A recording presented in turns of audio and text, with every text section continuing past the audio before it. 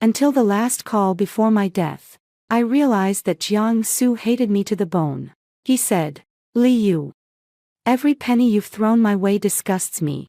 Every breath of air I take in your home makes me feel filthy. Only when you're dead will the humiliation you've inflicted on me truly disappear." When I opened my eyes again, I was back at 21, and my parents were beaming with delight, suggesting that Jiang-Su and I get engaged first, and marry after graduation. When I returned home, I looked at Jiang-Su's coldly handsome face, which was filled with forbearance and reluctance, and smiled gently. Turning to my parents, I said, "Mom and Dad, free love is all the rage now.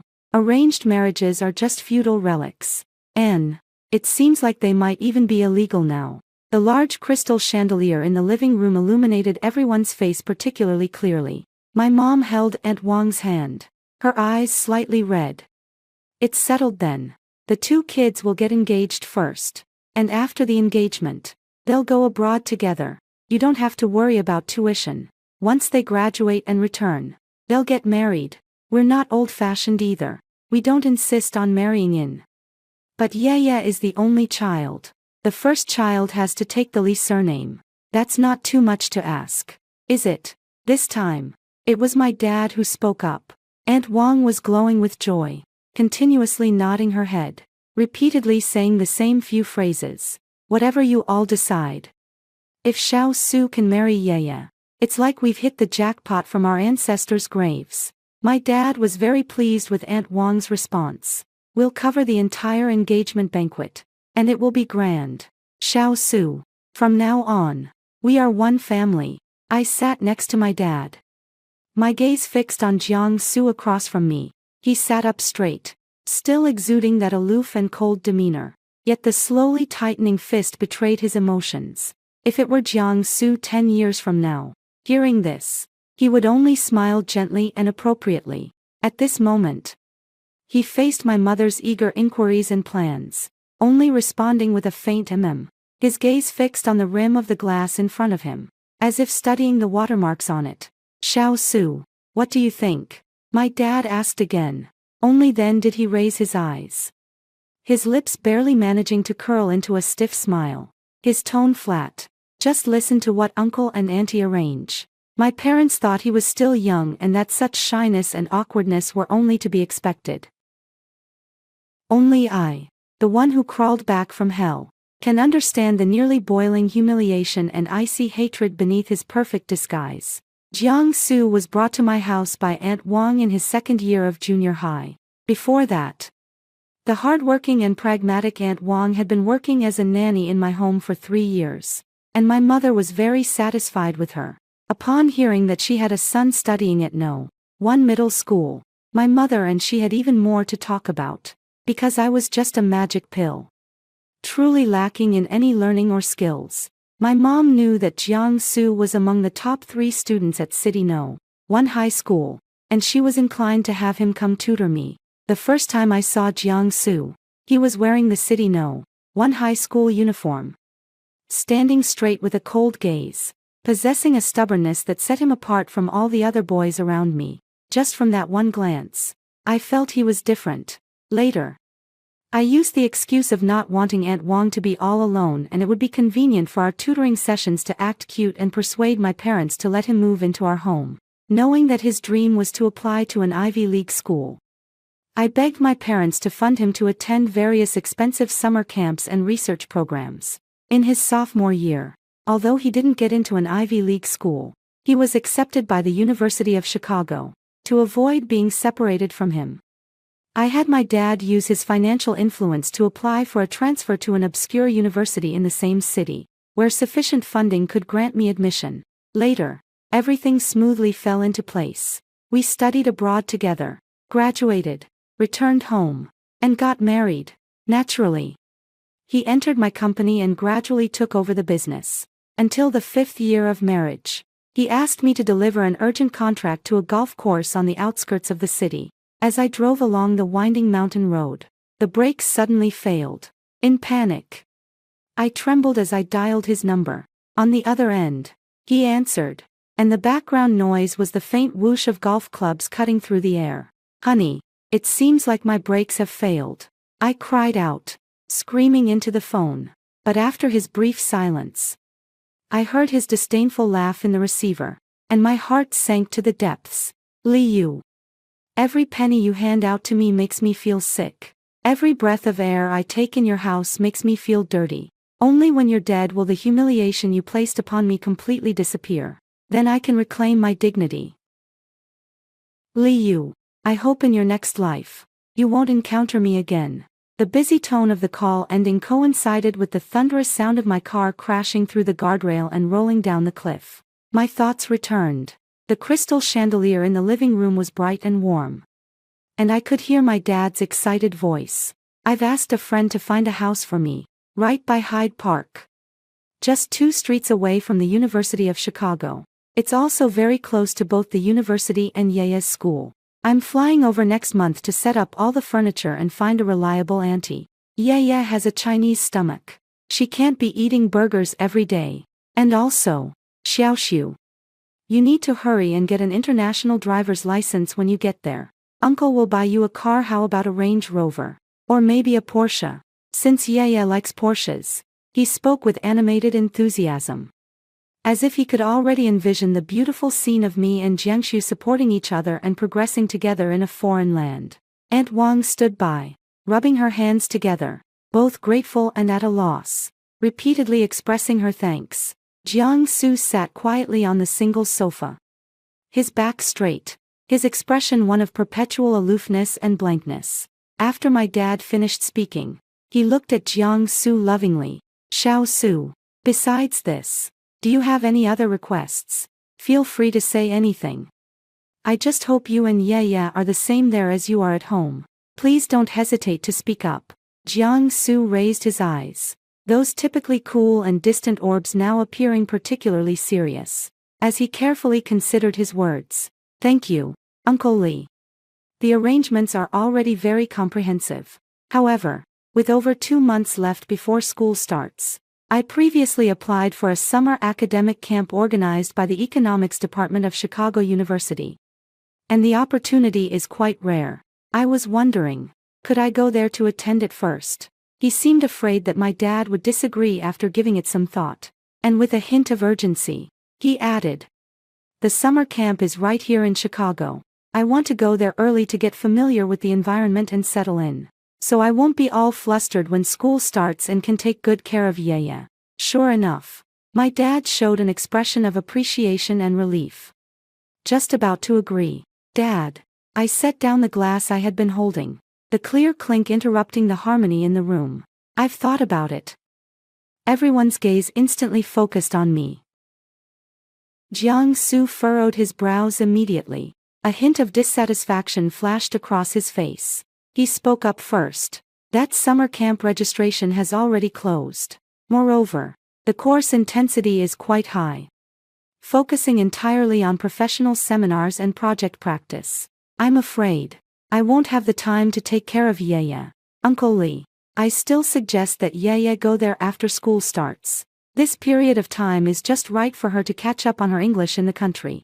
Otherwise, if she suddenly ends up in an all-English environment, I'm worried she won't be able to adapt. Look at how considerate that is. Every word and phrase is thinking of me, while in reality, every word and phrase is saying, don't disturb him.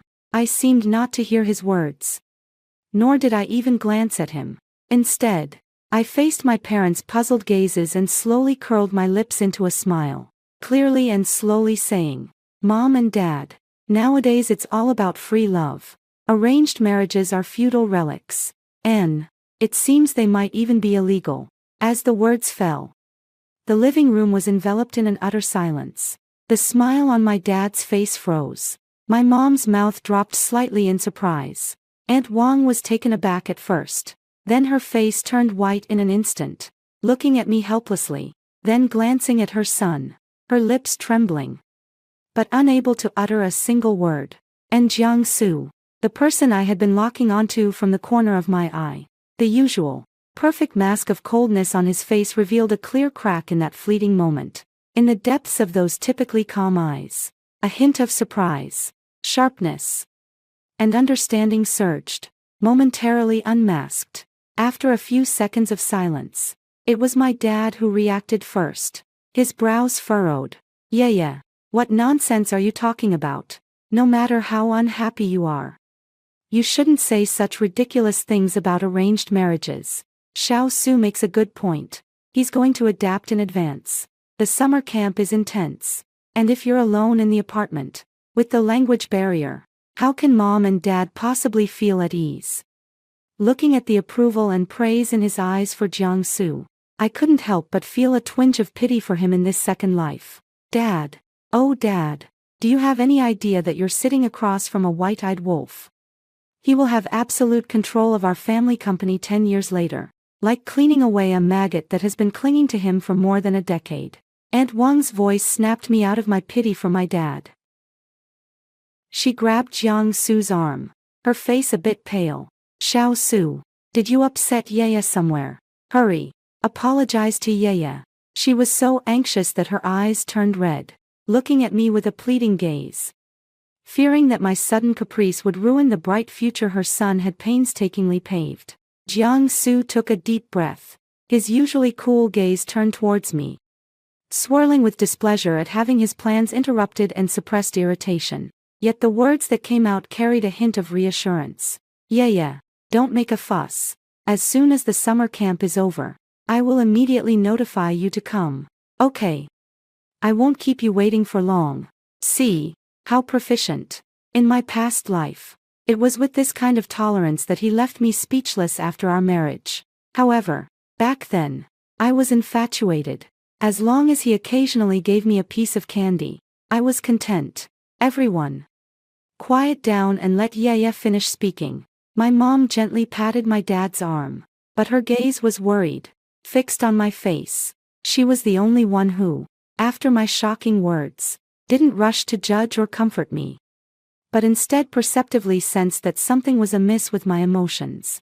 How heartbroken must my mother have been to hear the news of my death in my past life. I couldn't hold back any longer, and rushed over, diving into my mother's embrace, tightly wrapping my arms around her waist. Mom.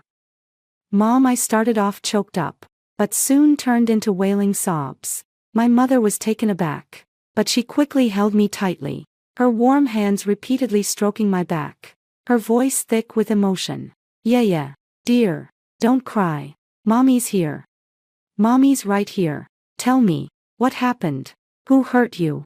I shook my head in her arms, simply crying, as if I wanted to cry out all the fears and regrets from my past life. I don't know how long it lasted, but the surging emotions finally calmed down a bit, leaving only occasional sobs. I lifted my head from my mother's embrace, my eyes swollen and red, and looked toward the several people in the living room, each with different expressions. My gaze swept over Jiang Su's still perfect face, which now sent chills down my spine, and finally settled on my parents' faces, filled with worry and confusion. I wiped my face fiercely with my sleeve, stood up straight, and though my voice still carried a heavy nasal tone, each word was crystal clear, echoing in the silent living room. Dad, Mom, you've really overthought this. Jiang Su and I are just ordinary classmates, not even friends. After all, Jiang Su has never publicly acknowledged that I am his girlfriend. So, I don't plan to transfer to Chicago anymore. I don't want to get engaged to Jiang Su. I want to stay in the country. Also, I hope Jiang Su can move out. I'm already 20 years old. Not a child anymore. Dad, you pulled this stunt again today. How do you expect others to see me? I watched Jiang Su with a hint of vengeful pleasure. Doesn't he think I've insulted his dignity? Doesn't he feel dirty every second he spends in my house? I've given him the opportunity to regain his dignity and breathe fresh air. Jiang Sun was young and impulsive. After hearing what I said, he threw out, "Li Yu, don't regret it," and left with his mother without looking back. I will never regret it, and I will wait for the day he regrets it. After their figures disappeared from my home, I turned to my father and said, "Dad, let's stop all financial support for Jiang Sun. Our family has already funded him for 2 years of college. We have been more than generous. And studying abroad shouldn't cost us any more money. My dad frowned and looked at me inquisitively. Are you throwing a tantrum or are you serious? I'm serious. I don't like him anymore. Don't train him as your future son-in-law. What a shame. My dad shook his head. He's smart, determined, and has potential. You can't rely on him. I was planning to groom him to help you, even if he doesn't become a son-in-law. Could we sign an agreement to have him come back to work for the company after he finishes his studies? No, I said decisively. He's proud and arrogant. He might think that being supported is a humiliation. I think he should want to rely on himself more. Why should we spend money that might not be well received? If he holds a grudge, wouldn't that be planting a bomb in our family? My mom also frowned in agreement. That kid's thoughts are a bit too cold and hard. I seized the opportunity. Dad, instead of always thinking about how to cultivate outsiders, why don't you consider how to turn me into a qualified successor? My dad laughed in anger. Haven't I trained you? It's you who refuses to learn. If it weren't for the fact that you really... He looked me up and down, shook his head, and didn't say anything more to put me down. Well, I admit that in recent years, I really only thought about how to attract Jiang-Su's attention. I looked him in the eye and said, as long as you promise not to fund Jiang-Su a single cent anymore. I will intern at your company during the summer after my sophomore year and I want a position as the executive assistant. Thinking about being the executive assistant under my dad's watchful eye every day, I switched to another position. Just give me a job as a personal assistant. My dad scrutinized me for a moment and decisively said, it's a deal. And Jiang-Su. He would soon find out that he had lost both me and my family's money. His so-called pursuit of dreams is nothing but a bunch of bubbles. I quickly dragged Jiang-Su and his few friends' WeChat accounts into the blacklist. Seeing the group chat titled The Princess and Her Wretched Girlfriends, which I had blocked for over 3 years, I truly found myself despicable. When I first started trailing behind Jiang-Su, their mockery of him was both snobbish and piercing. In a fit of anger, I blocked the group and gradually distanced myself from everyone. It wasn't until this moment that I realized, after all these years revolving around Jiang-Su, I was left with not even a single plastic sister to argue with. By some twist of fate, I lifted the block and tentatively sent a message. Hi. Almost immediately, a cartoon cat avatar replied in a flash.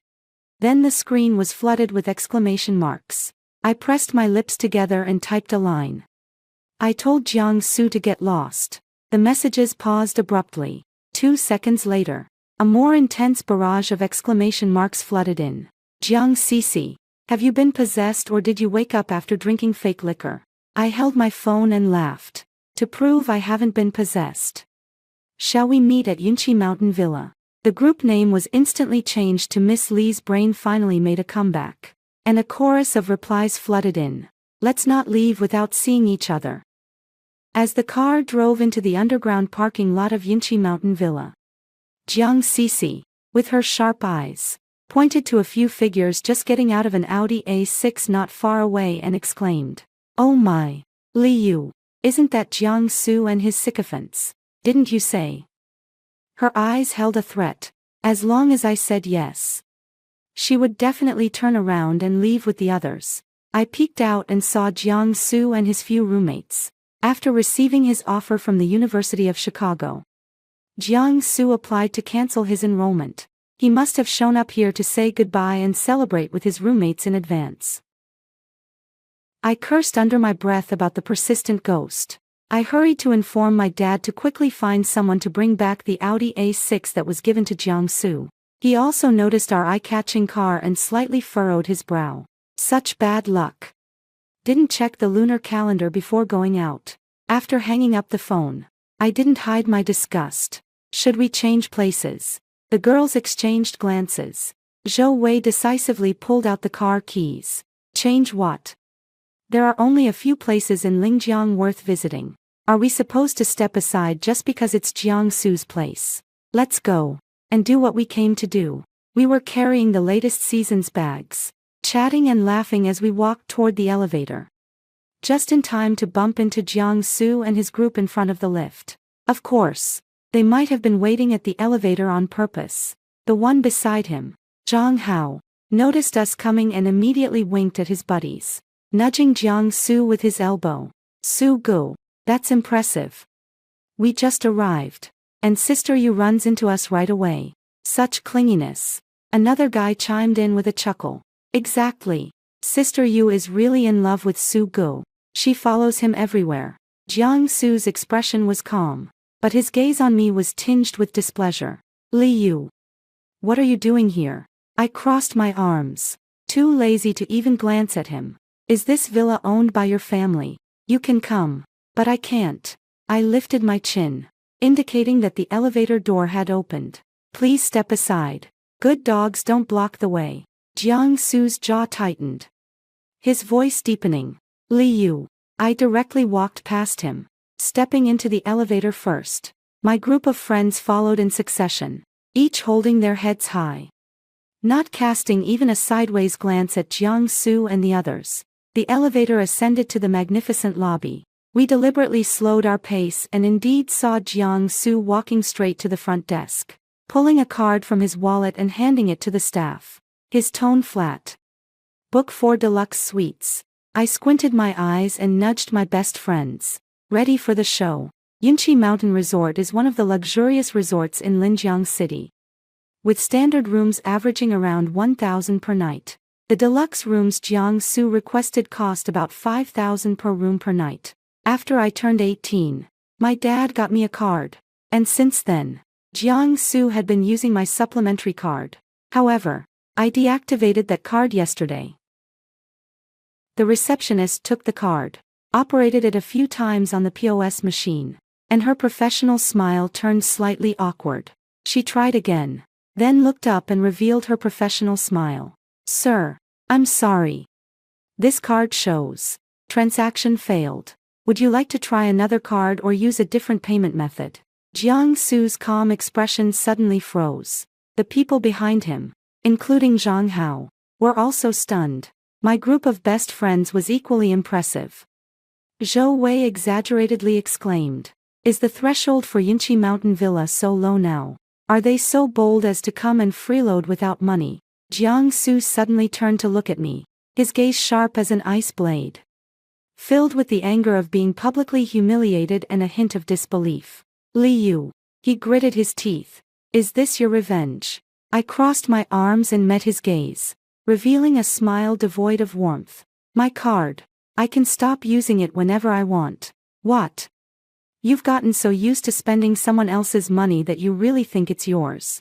He stared at me intently for a few seconds, suddenly curling his lips into a cold arc. He stopped looking at me and walked aside, pulling out his phone to make a call. We couldn't hear what he was saying, only seeing his profile tense as he spoke briefly into the phone.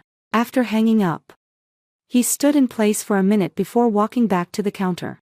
He no longer attempted to use the card but directly opened his Alipay app, holding the payment code up to the scanner. With a soft ding, the front desk lady's voice rang out again. Sir. Payment successful. The total is 19,996 yuan.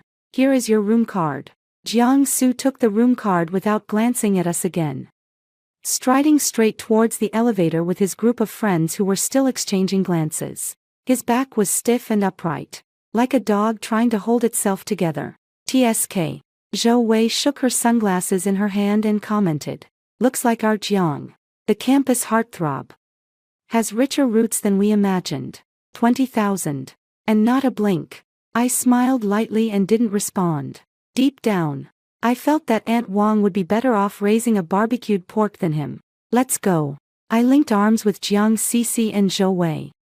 Let's not allow unimportant people to ruin our vacation mood. The strawberry shed was sweet and warm. Jiang Cici and I had just picked half a basket when we saw Jiang Su's 3 roommates swaggering in at the entrance. Jiang Cici and I exchanged glances, both of us showing irritation and disdain. How could we run into them everywhere? Moreover, I squinted and observed them for a while. They didn't seem to have good intentions. Zhang Hao led the way, with the other 2 flanking him on either side, seemingly trying to persuade him in hushed tones. But he shrugged them off. He walked straight up to us and blocked our path, with his arms crossed and chin slightly raised. Zhang Hao opened with a confrontational tone. Sister Yu, is it appropriate for you to treat Brother Su this way? I gently rubbed the bridge of my nose, realizing it was all my fault for spoiling Jiang Su and his group of roommates with my fondness. Who would have thought that the person who first tried to win my favor by exploiting every opportunity would end up being so domineering in front of me? Sure enough, one shouldn't give him too much face. He continued on his own. First, you froze his card, and now you're sending someone to tow his car. Brother Su is not your family's Livian son-in-law. Don't you think your economic control tactics are a bit too?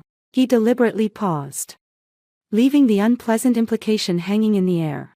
I understood at once. My dad moved really quickly. It seems that Audi A6 has already been taken away. Jiang Su is not here. Is he off to return the car keys? Sister Yu. It's not that we brothers are meddling. We've all been watching how you've pursued Brother Su over the years. It's not easy to bare your heart and soul. He changed his tone, laced with both regret and a warning. Now that it seems you're finally on the verge of achieving something good. Do you really want to do this? Aren't you afraid you'll truly annoy him and leave him feeling cold-hearted?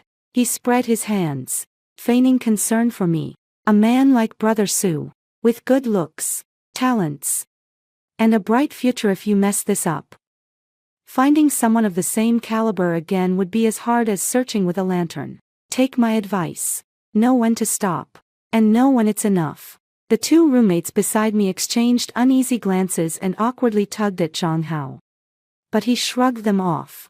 Jiang Sisi looked at me as if she had swallowed something unpleasant, turning her head to say, "How have you been able to stand this ordinary yet self-assured bro for these past few years?" Zhang Hao's expression changed drastically. I stepped forward to block his view of Jiang Sisi. Zhang Hao, why are you working so hard for him? What benefits has he given you that makes it worth sticking your neck out for him? Heh, someone like you, who only knows how to use a few lousy bucks to suppress others, will never understand the brotherhood we share. Really, Li Yu. Jiang Su's low voice came from the entrance, interrupting the sarcasm I was about to unleash. He approached quickly with a tense face, his displeased gaze first sweeping over his few roommates, and finally landing with disdain on my face. You think that making a scene like this will make me compromise? That I would take you to Chicago ahead of time, using such childish tactics to apply pressure? Li Yu, when will you ever grow up? I looked into his eyes, deeply rooted in the belief that all my actions were just to entangle him, and pointed outside the shed. Do you see that road? Get lost. 2 weeks later, the sunlight was just right in the villa's glass greenhouse, and I was holding the flower shears, pruning a cluster of blooming roses. Li Yu. A suppressed growl filled with anger came from the doorway. Jiang Su stood there, his chest slightly rising and falling, clearly having hurried over, his bangs a bit disheveled, and in his usually cool eyes, there was now a fire burning. You told your dad to stop funding me. He strode up to me, a face full of accusation. I set down the flower scissors and picked up a handkerchief nearby to slowly wipe the dew off my fingertips before looking up at him, feigning surprise. Oh, did you receive the email from the University of Chicago? My calm tone made his fists clench tightly.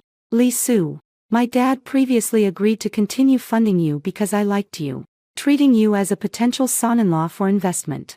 Now that I no longer like you, why should he waste that money? I stepped closer and looked into his eyes. The University of Chicago doesn't offer much in the way of financial aid for international students. Over 4 years. That's nearly a couple of million. The money in my family isn't just blowing in with the wind. You're being ridiculous. His voice rose, laced with a tone of accusation and impatience, as if to say, do you even realize how big of a mistake you're making? Do you understand how serious this is? The school is now refusing to issue the I-20. Without the I-20, I can't get a visa. All my plans will go down the drain. So what? I tilted my head. What does that have to do with me? He was at a loss for words, his chest heaving violently a few times, as if he was struggling to suppress his anger. For a moment, he took a deep breath, suddenly softened his voice, and conceded, Li Yu, stop messing around. Okay. His tone lowered.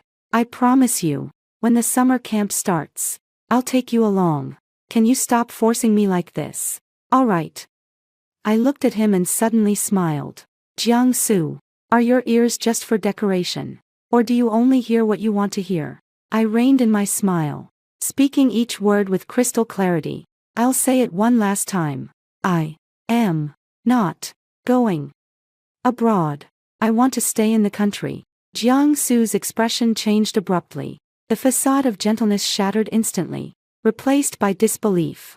You're staying in the country. You submitted a withdrawal application to the school. How can you stay? Li Yu, don't joke like this. Are you going to take the college entrance exam again? Stop it. Before I was wrong. I neglected you. Okay. He truly believed that I was throwing a tantrum in a self-destructive way to gain his attention and compromise. I picked up the flower shears and held them up to the sunlight, inspecting the sharp blade. My tone light and airy. Who told you I submitted the application to withdraw from school? His pupils suddenly contracted. That night in my living room, I clearly told you that I wanted to stay in the country. I turned away, continuing to trim the rose bush, my voice laced with confusion. Jiang-Su, you aren't so self-righteous as to take my words as just a fit of anger and then went off to submit a withdrawal application. Are you? With a crack, a superfluous branch fell in response. Behind me was a deathly silence. A few seconds later, I heard his short, gasping breaths. I turned back and saw that his face had drained of color, pale as paper, and even his lips were trembling slightly.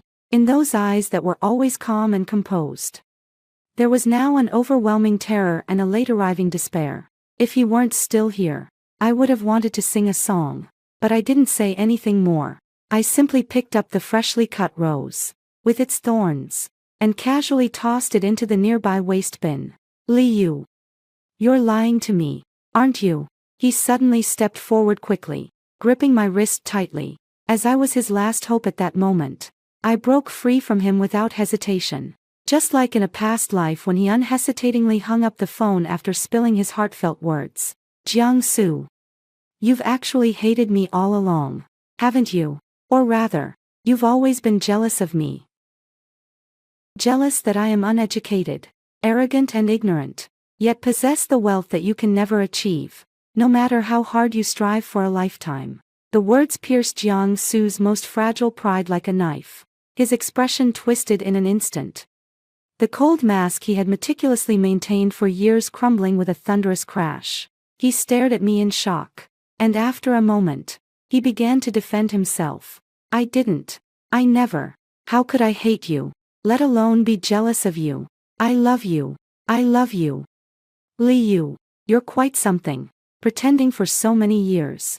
I'm giving you a chance at freedom now. Isn't this what you've always wanted?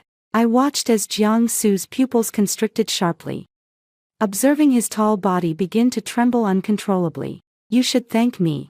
I took a step back, spreading my hands. From now on, you won't have to breathe the air in my house, thick with the stench of money, nor constantly face the humiliation of seeing me. I am allowing you to reclaim your dignity. I tilted my head, feigning confusion as I looked at him. Why aren't you smiling?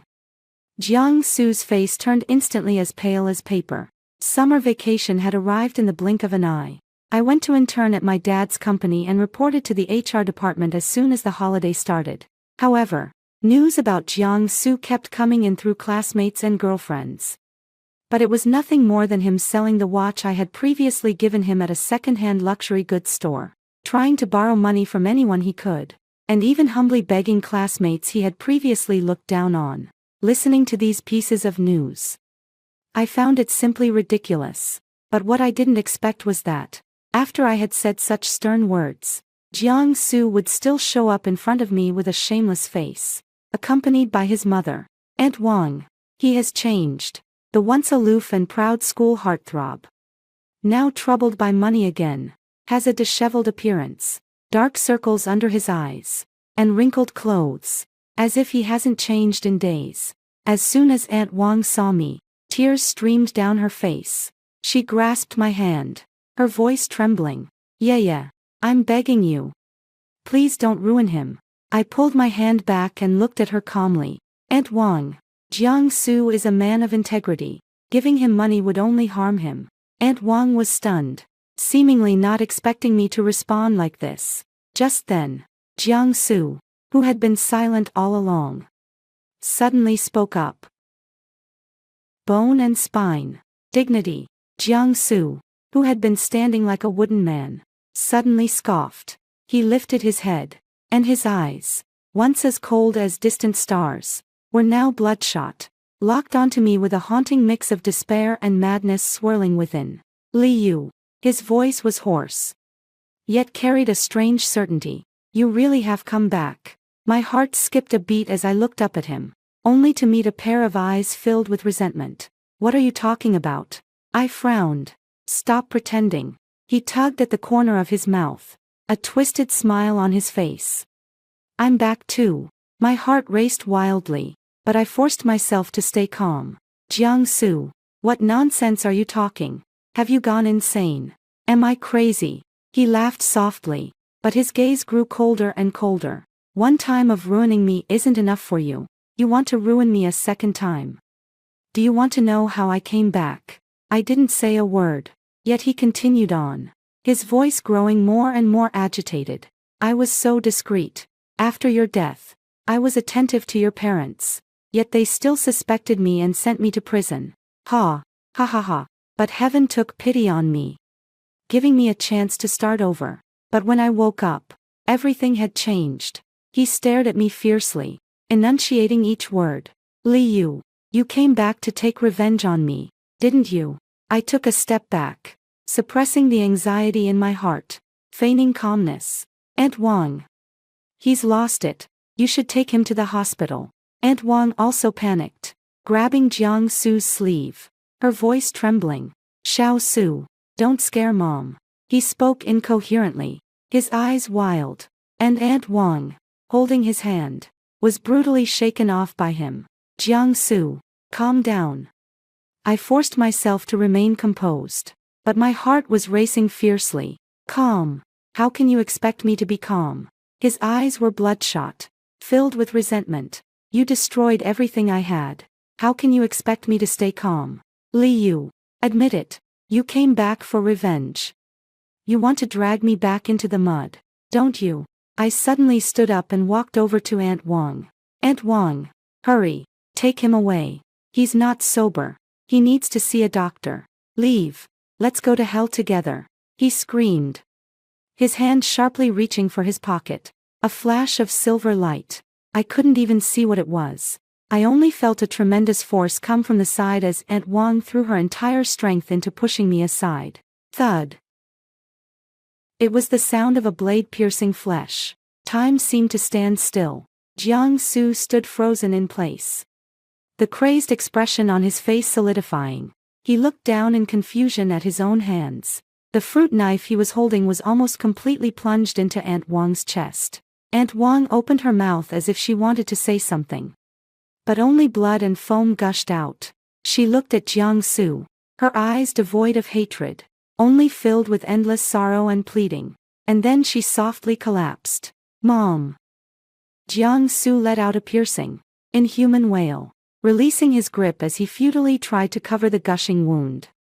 His hands and body instantly covered in warm, sticky red. I quickly ran out to call the police while he wasn't paying attention to me. Jiangsu, who had chased after me, was firmly pinned to the ground by the security guard who had arrived just in time. His face pressed against the cold floor, but his eyes still fixed on me, filled with unbearable curses. His tears, snot, and blood smeared all over his face. The once cool appearance of the school's top student had completely shattered at this moment, revealing the most grotesque and despicable core underneath. When Aunt Wang was lifted into the ambulance, she was already silent. I was supported by the police and my parents, watching Jiangsu, covered in blood, being dragged towards the police car like a dead dog by two officers. All right. Yeah, don't be afraid. It's okay. It's okay. I hugged my trembling mother, who was terrified, and rested my head on her neck. Yes, Mom. It's okay now. From that day on, I would stay close to them. A year later, Jiang Su was found guilty of intentional homicide.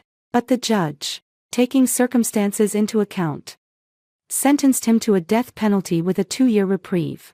Jiang Su chose not to appeal. Although I was somewhat dissatisfied with the non-execution of the death sentence, I felt powerless. As I walked out of the courthouse, I sincerely hoped that Jiang Su would, like in his previous life, die in prison, never come out to harm others. However, perhaps for Jiang Su, who possesses memories of his past life, chewing over the grandeur of the past every day in prison would be even more unbearable than death. The end.